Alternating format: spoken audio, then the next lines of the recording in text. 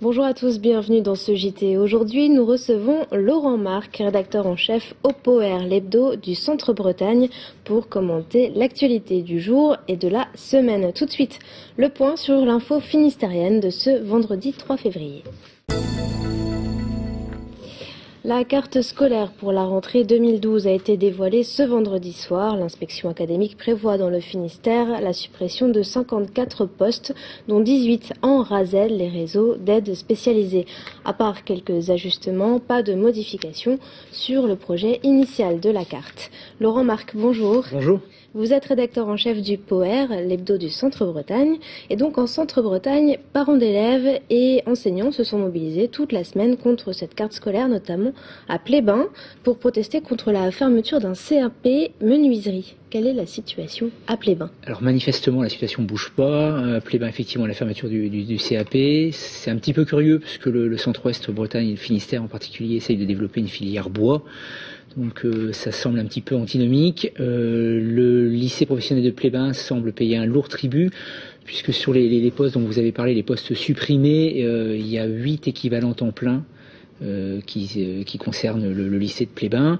Donc ça fait effectivement pas mal de casse dans cet établissement. Les parents et enseignants se sont vraiment mobilisés, ça fait à peu près 15 jours, et envisagent peut-être une mobilisation plus forte en essayant de fédérer, alors ça c'est à voir, en essayant de fédérer les autres lycées professionnels, qui sont particulièrement visés.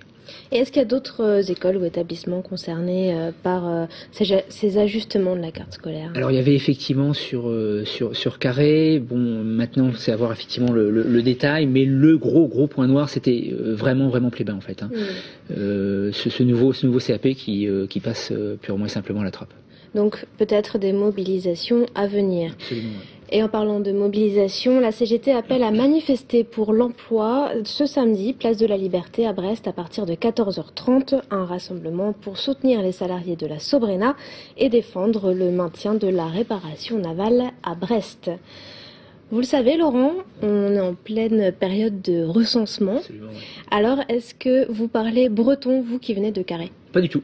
Absolument pas.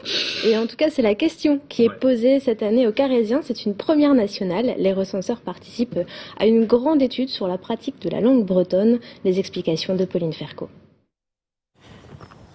Le recensement, vous savez ce que c'est.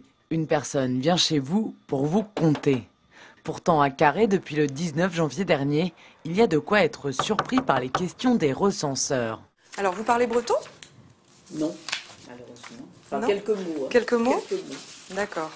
Quelques expressions. Comment vous avez appris la langue bretonne? Grâce à mes grands-parents. D'accord. Et mes parents, en fait. D'accord, avec la famille. Voilà. Et oui, c'est une première en France. En parallèle de l'étude officielle, les habitants de Carré sont interrogés sur la pratique de la langue bretonne.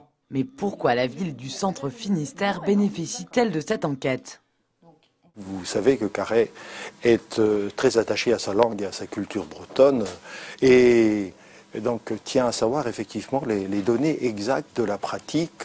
Nous avons 25% des élèves en maternelle et primaire qui sont dans des classes bilingues, tant Diwan, Diyun, Diyuyes, et nous avons une centaine d'emplois qui dépendent directement de la langue bretonne. Et donc il est important pour nous de savoir effectivement les pratiques réelles et les attentes aussi de la population aujourd'hui pour effectivement faire des choix à l'avenir, pour toujours continuer à travailler pour l'avenir de la langue bretonne. La mairie de Carré espère ainsi inspirer d'autres régions comme l'Alsace, la Corse ou encore le Pays Basque. Alors Carré, ville test pour étudier la pratique de la langue bretonne. Que pensez de cette initiative, Laurent? On sait qu'effectivement le recensement, on connaît l'intérêt pour les données statistiques. Il y avait parfois un manque dans certaines régions. Donc voilà, c'est plutôt bien que Carhaix soit ville pilote. Ils avaient déjà effectivement, je crois, tenté de le faire lors du précédent recensement. Ils avaient été retoqués. Là, on a accepté leur requête, la qualifiant même d'intérêt général. Donc c'est dire effectivement l'importance qu'on y accorde. Et puis comme le dit Pauline Fercot dans son reportage, ça peut très bien ouvrir des pistes pour d'autres régions en fait. Hein. Et on vient de l'entendre dans le reportage, une centaine de personnes travaillent en langue bretonne sur le secteur de Carhaix. Quels secteurs sont concernés ?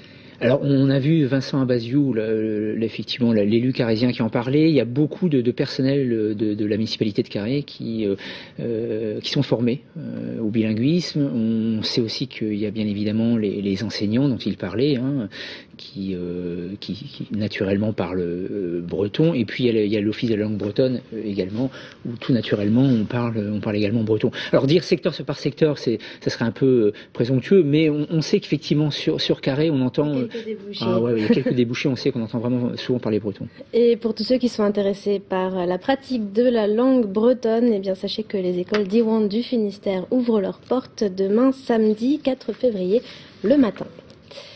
Et si vous deveniez sponsor pour le Vendée Globe, dans 9 mois, plusieurs skippers finistériens vont s'élancer dans cette course à la voile autour du monde en solitaire. Pour d'autres, en revanche, c'est la course aux sponsors et c'est le cas pour Bertrand Debroc. Ce skipper quimpérois fait appel à vous. Les explications de Pauline Fercot. Et si votre nom faisait le tour du monde ? Eh bien, souvenez-vous, en 1996, sponsorisé par des milliers d'anonymes, Bertrand Debroc avait pu participer au Vendée Globe. Il y a 15 ans, l'aventure s'était malheureusement terminée quelques milles avant l'arrivée à cause d'une avarie technique. Alors en novembre prochain, le skipper quimpérois compte bien prendre sa revanche. Depuis 2 ans, je cherche vraiment un budget pour faire le Vendée. Et puis malheureusement, on est à peu près à 9 mois du départ et on n'a pas trouvé de solution. Et on se retrouve à peu près, je dirais, dans la même position qu'il y a qu'en 96, donc on s'est dit pourquoi pas relancer l'opération Votre nom autour du monde. En fait, c'est toute une chaîne qu'on a envie de mettre en place pour qu'au final, il y ait un bateau sponsorisé par 30 000 personnes qui puissent prendre le départ. Le concept est simple. En échange d'un don de 50 €, votre nom sera inscrit sur la coque du voilier de Bertrand Debroc. Une façon de financer son bateau, bien sûr, mais aussi de payer son équipe technique, bref, de concrétiser le projet de A à Z. Forcément, ça crée des liens entre le skipper et ses sponsors. C'est pas des supporters, hein, c'est un petit peu des supporters, c'est des gens qui nous suivent depuis ce projet qu'on avait monté, qui nous écrivent, qui viennent nous voir sur les départs de course, et qui, pour beaucoup, qui aimeraient bien que je recours le Vendée Globe. Donc ils m'ont écrit en me disant là maintenant il faut y aller parce que il est encore temps d'y aller. On est à 9 mois du départ. C'est vrai qu'on reçoit des courriers depuis le salon nautique surtout. À la fin du mois de mars, selon la somme récoltée, Bertrand prendra la décision de se lancer ou pas dans le Vendée Globe. Si vous souhaitez être sur la ligne de départ avec lui au Sable d'Olonne à l'automne, vous savez ce qu'il vous reste à faire. Et pour sponsoriser Bertrand Debroc, rendez-vous sur son site internet dès ce week-end, www.bertrand-de-broc.fr. Et pour plus d'informations, retrouvez aussi l'interview du skipper dans les pages voiles du Télégramme ce week-end. Laurent, cette semaine, à la une du Poer, les vieilles charrues. Les 11 premiers noms ont été annoncés cette semaine. À l'affiche, on retrouve Justice, The Cure, Cœur de Pirate, Métronomie, Holly Cook, Brigitte, Célassiou, Tiffen 1995 ou encore Chinese Men, et à la tête d'affiche du samedi 21 juillet, Sting. Alors qu'est-ce que vous pensez de cette première annonce, Laurent ? C'est plutôt pas mal et vraiment prometteur. Enfin, ça n'est pas une si grosse pêche. Sting, c'est quand même un gros poisson. Il y a bien sûr The Cure, et puis ce qui fait vraiment plaisir, enfin moi personnellement ce qui me fait plaisir c'est Métronomie, mais voilà, c'est vraiment une belle première pêche. Ce que disait d'ailleurs, je crois, Jean-Jacques Tout, que vous avez reçu cette semaine. Est-ce que vous êtes surpris ? Ah oui, surpris, parce que moi je m'attendais vraiment pas à ce qu'il y ait d'aussi gros poissons là pour une première fois. Pour une première annonce, ouais.